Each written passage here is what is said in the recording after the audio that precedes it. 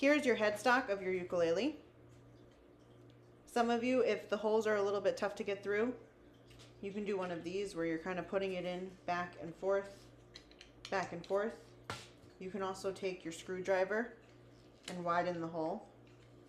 So just like this. Sorry, move the camera. So you can widen the hole back and forth, really get it in there so that you can see all the way through. What that should do is you should be able to put in your tuning peg, and it should line up with these holes. Here, I'm going to show you again.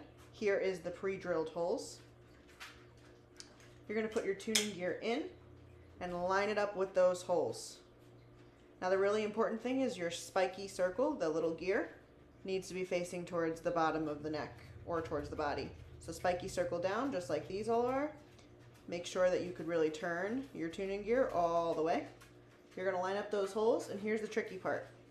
The easiest way to do this is to lay your ukulele on the edge of a table like this. That way everything can stick out and it'll be okay. What you're going to do is you're going to line up the holes. So here's a hole.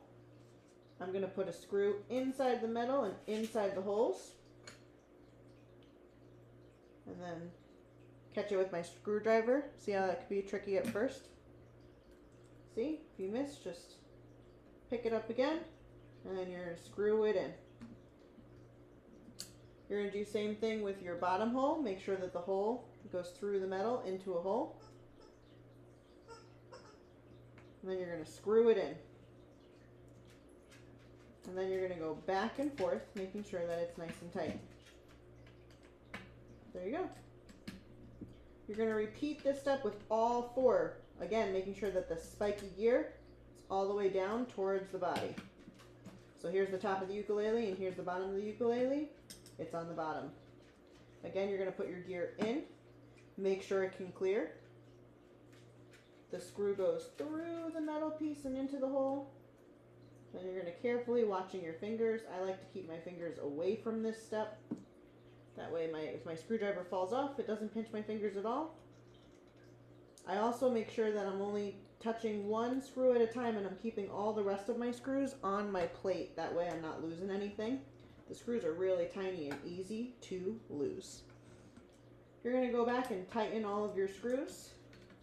Double check it's really on there. For whatever reason, some of you are thinking some of the holes are still a little bit too big, or you're having a screw that has an issue, you can dip the screw in a tiny bit of glue and just pop it in there. Should work. Or if you're feeling daring, you kind of move it over and make a new hole. But that will show. Now the most important thing is that all of these are ready to go. This is the back, right?